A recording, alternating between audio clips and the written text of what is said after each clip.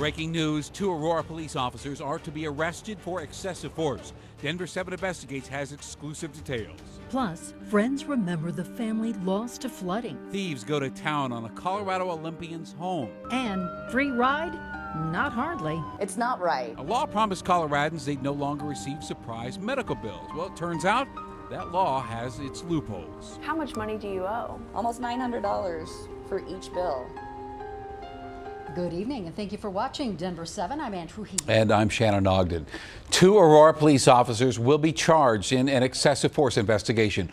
One is accused of beating a man senseless, the other accused of doing nothing to stop him. Denver7 investigator Jennifer Kowaleski started working her sources well before Aurora police put out a statement.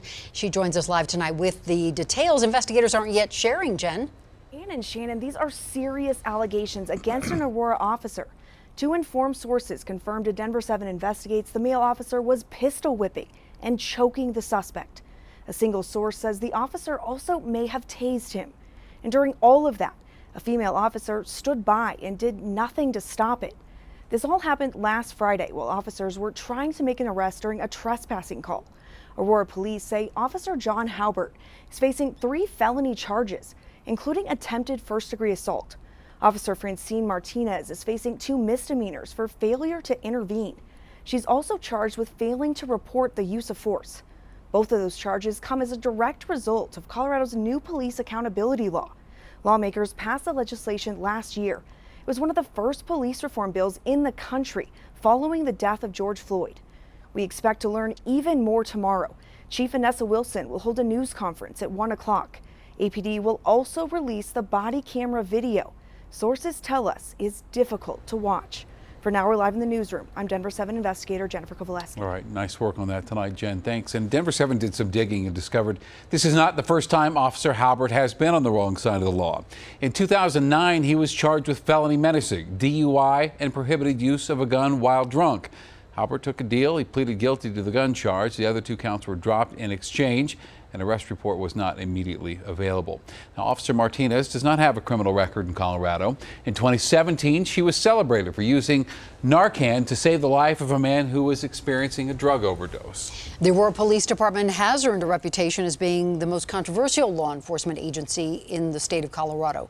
The department has faced multiple investigations for the 2019 arrest and death of Elijah McClain. Last July, 3 officers were fired for mocking McClain's death. A few months prior to that, an officer was found blackout drunk behind the wheel of his patrol car. The officer was neither charged nor fired. And Police Chief Vanessa Wilson later acknowledged her department, quote, dropped the ball. The 75-year-old man tased by a now former Idaho Springs police officer says he woke up with little memory of the encounter.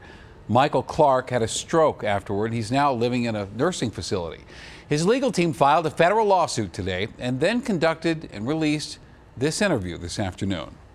I'm an elderly person, but it doesn't matter if you're elderly, man, woman, child, what race you are, creed, whatever. No one should be treated this way by police officers. And you can find the lawsuit right now on the denverchannel.com. Now, we requested our own interview with Mr. Clark. We were told he's in no shape to conduct multiple interviews and that would be our only option. 3 bodies have now been recovered from last week's flash flooding in Larimer County. Though the sheriff's office hasn't confirmed they're related, friends told Denver7 Sloan Dickey all 3, as well as a still missing woman, belong to the same family.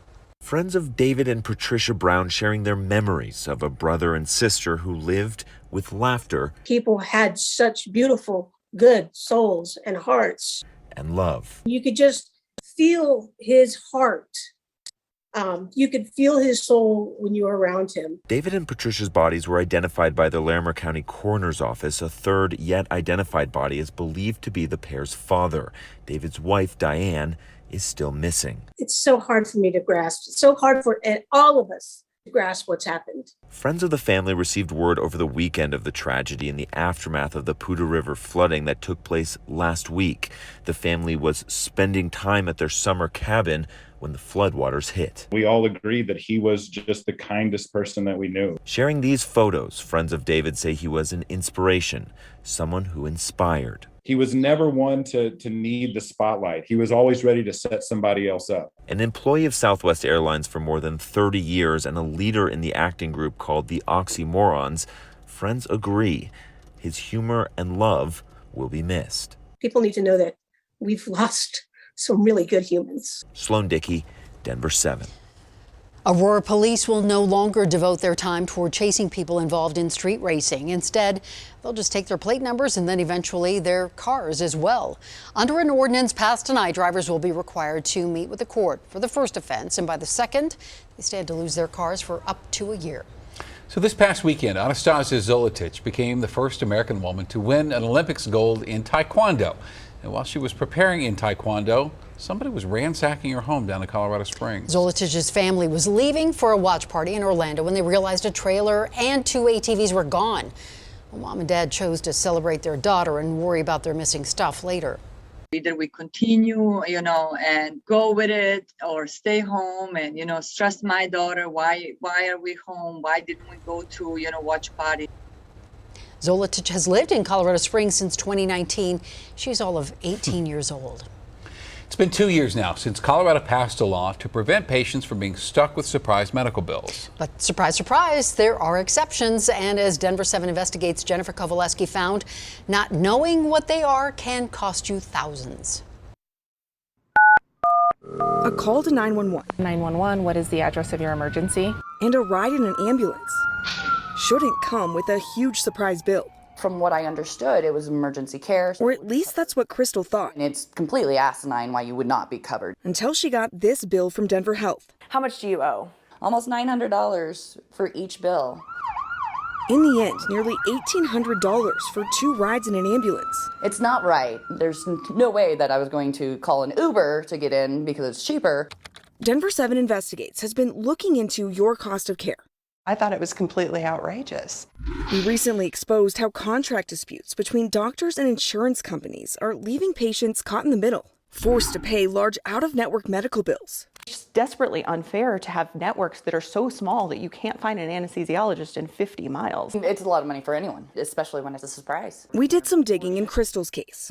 While contract disputes aren't at the center of her story, we found this isn't just an issue unique to Denver Health paramedics. In fact, all public EMS and fire services are exempt from Colorado's new surprise billing law, a law meant to prevent patients from getting those shocking bills in the mail. It seems as though that's just almost unacceptable. When you dial 911, you shouldn't have to be going down this route of, is this in my network? Will this be covered? Is this about making a profit? This is not about making a profit. Tim Dienst is a rural paramedic.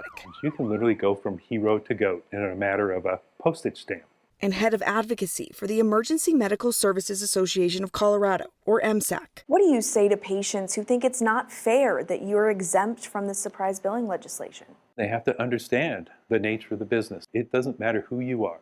We have to provide the same service to every patient when they call. Here's what this boils down to. Dienst says Medicaid and Medicare pay rates much lower than what it actually costs to take an ambulance. To stay in business, EMS providers say they then have to bill other patients more money to make up for it, a practice known as balance billing. We still balance bill patients because we have no other option. It's either cut services or charge patients and payers. Crystal's insurance company sees it differently.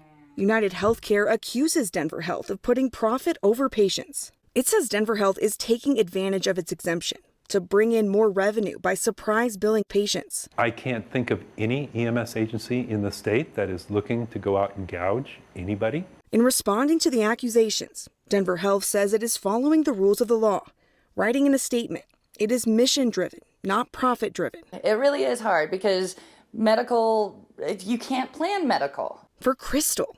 And it shouldn't be this hard when it comes to insurance. It's left her caught in the middle. It's up to me to put the pieces together. Between 2 medical giants, and with a surprise bill she's still trying to figure out how to pay. It's almost worse when the medical bills come in than it is having the injury itself. Shortly after Denver7 Investigates started asking questions, Crystal says United Healthcare has been trying to take care of her bill. But so far, she's still waiting. And this is an issue happening to patients across the state, and one Colorado's surprise billing law was supposed to fix. I'm Denver7 investigative reporter Jennifer Kovaleski. Yeah, called the No Surprises Act, Congress recently passed legislation to protect people from surprise bills. It takes effect in 2022, and like Colorado's law, it also exempts ambulances. In December, the New York Times highlighted the work of Dr. Karan Chabra, a resident at Brigham Women's Hospital. His research finds that 71% of all ambulance rides have the potential to generate a surprise bill. The median cost comes to $450. Coming up, Denver Public School Superintendent Alex Marrero on Tay Anderson, equity, and COVID. It's been a tremendous amount of those who want to be masked universally, meaning you and I should be masked right now as far as they're concerned. And others are saying, please don't do this to my child. A lot of smoke and haze in our skies. I'll let you know if conditions will improve as the week goes on. And life changes and life advice courtesy of Lou Ferrigno. If the life change experience, give it a shot.